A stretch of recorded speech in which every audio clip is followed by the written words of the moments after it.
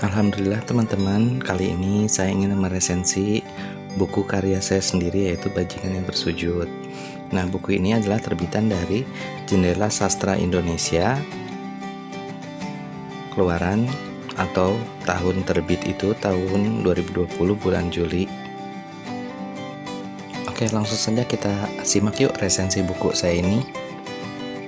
Hai, oke, ketemu lagi dengan saya Andri Tuna di channel saya Andri Tuna TV. Nah, hari ini saya ingin berbagi sebuah berita yang membuat saya bahagia gitu. Nah, karena alhamdulillah tahun ini saya sudah bisa membuat buku. Nah, ini namanya buku saya itu Bajingan yang Bersujud. Oke.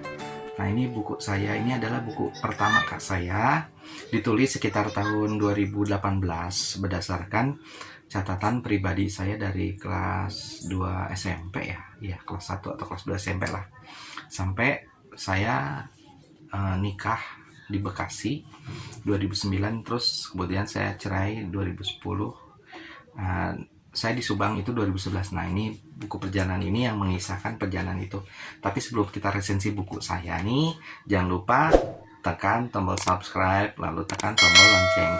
Supaya kamu dapat informasi mengenai video terbaru dari saya. Terima kasih. Oke, lanjut ya. Tadi mengenai buku saya. Nah, kita jelaskan secara singkat aja. Sebenarnya untuk resensi buku ini karya saya, Bajingan yang Bersujud ini adalah sebuah perjalanan kisah dari saya zaman SMP kelas 1 juga udah saya ceritakan sih, kelas 1 kelas 2 sampai saya lulus. Nah, di masa-masa saya SMA ketika itu juga lagi istilahnya kita menuju masa-masa remaja gitu istilahnya. Nah, banyak kejadian dalam buku ini yang saya bacakan sini sih, ini sinopsisnya ya.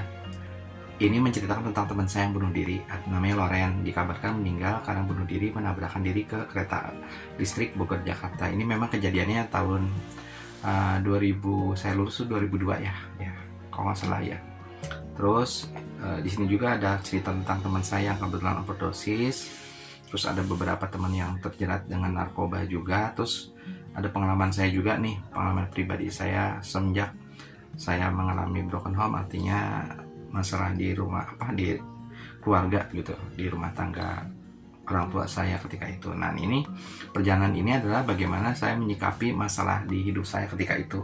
Tapi ini ditulis dari kacamata seorang remaja ya, usia 13-14 tahun. Kemudian saya beranjak dewasa, saya bekerja di Komisi Penanggulangan HIV/AIDS. Artinya di sini saya jadi fasilitator dari petugas lapangan. Dari awalnya saya menjangkau komunitas-komunitas seperti gay, seperti lesbi, seperti pengguna narkoba suntik atau penasun. Saya juga menjangkau untuk keluarga yang punya penyakit HIV/AIDS. Saya juga menjangkau.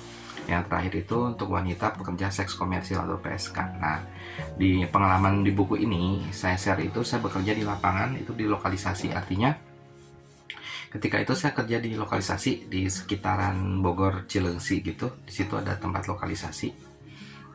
Saya bekerja dari jam 11 malam sampai jam 4 subuh. Nah, di situ perjalanan saya untuk menjadi seorang petugas fasilitator, artinya dari bawah dulu ya, dari saya seorang volunteer.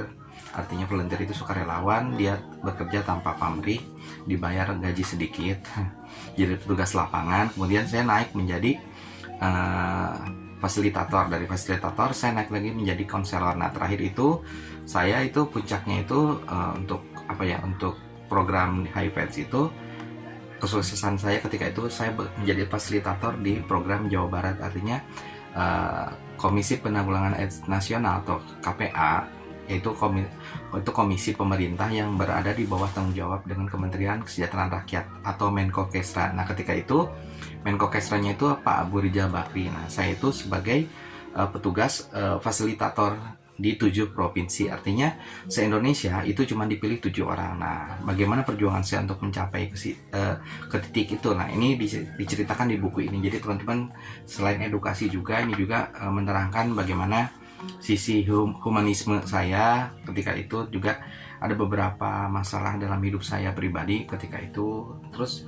sehingga saya memutuskan untuk menikah cepat di Bekasi ya. Terus kemudian saya ada terlibat masalah juga di Bekasi, sampai akhirnya saya meninggalkan kota Bekasi dan saya pindah ke Bogor lagi. Setelah itu saya bukan diasingkan, saya mengasingkan diri untuk untuk sendirian di Subang gitu, di rumah kakak saya, karena waktu itu ya sedang ngalami lagi down gitu ya, lagi banyak masalah hidup, sementara kondisi rumah tangga saya pribadi juga waktu itu sedang hancur. Nah di situ saya berusaha untuk menulis semuanya dalam buah bentuk cerita. Sebenarnya ini adalah catatan pribadi atau catatan diary. Kalau dulu kan kita sering nulis diary ya dari zaman SMP. Jadi ini pure dari zaman saya SMP, SMA, kemudian saya nganggur, bekerja. Nah, saya ceritakan semua sampai akhirnya saya menikah, mempunyai keluarga di Bekasi, dan ujung-ujungnya saya kembali lagi ke Bogor. Nah, ini di buku ini saya ceritakan. Ini adalah buku pertama saya. Nah, setelah ini insya Allah ada buku kedua yang judulnya, sebenarnya itu kan trilogi. Ini kan trilogi.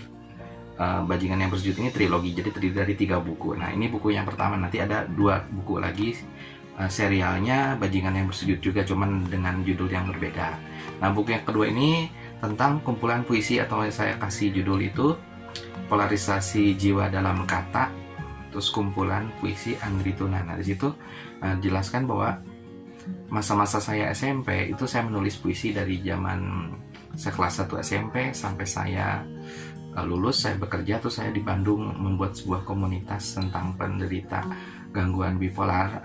Di situ saya banyak menulis mengenai pandangan-pandangan pribadi saya yang nggak bisa saya share ke orang lain, atau saya nggak bisa ceritakan ke teman atau ke siapapun. Nah, saya tulis dalam bentuk buku itu.